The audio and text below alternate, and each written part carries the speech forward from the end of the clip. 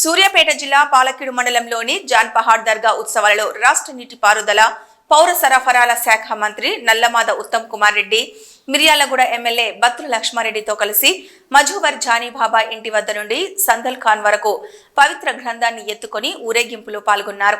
అనంతరం దర్గాలో ప్రత్యేక ప్రార్థనలు నిర్వహించారు. ఈ కార్యక్రమంలో RDO Srinivasulu, DSP Sridhar Reddy, Neredcherla market committee chairman Bellakonda Vijayalakshmi, Narasimharao, Waqf board chairman Azmatullah Hussaini, మాజీ ఎంపీపీ గోపాల్, జెడ్పీటీసీ మోటీలాల్, ముజావర్ జానీ బాబా, షేక్ సైదా, గ్రామ పెద్దలు తదితరులు పాల్గొన్నారు. ప్రజలందరూ కూడా జాన్పాడ్ దర్గా సైదులు బాబా కూడా మమ్మల్ని ఆశీర్వదించాలని చెప్పి మేము ప్రార్థిస్తున్నాము. ఈ ప్రభుత్వాన్ని ఆశీర్వదించాలి. ముందు ముందు కూడా ఈ ప్రజలకి మరింత సేవ చేసే విధంగా మమ్మల్ని ఆశీర్వదించాలి, మాకు బలం చేకూర్చాలని చెప్పి కోరుకుంటున్నాం. మీడియా మిత్రులు, మీరు తెలిసి ఆశ్చర్యపోతారు, భారతదేశంలో 29 రాష్ట్రాల కంటే ఎక్కువ,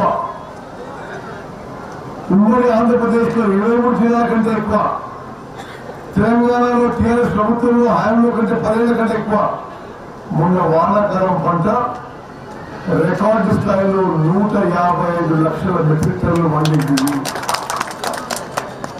ఈ రబీ పంటలో మా అంచనా మేరకు 100 లక్షల మెట్రిక్ టన్నులు రాబోతుంది.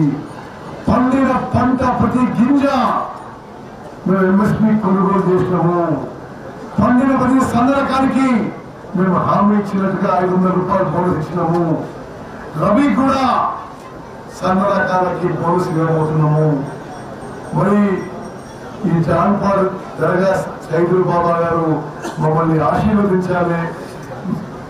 రేషన్ కార్డులు అందరికీ ఈ రాష్ట్రంలో అందరికీ ఇచ్చి, ఆ తర్వాత ఇప్పటిలాగా గతంలో లాగా 2 రకాల రేషన్ ఇచ్చి, కోల్డ్ గ్రెయిన్స్ ఇచ్చి, అది కోళ్ల ఫారాలకి, బియ్యుల కంపెనీలకి, రైస్ మిల్లర్లు పాలిష్ చేసి ఎక్స్పోర్ట్ చేయడానికి కాదు, అందరూ తినే విధంగా ఉచితంగా 6 కిలోల సన్నగా పెట్టుకున్నాము.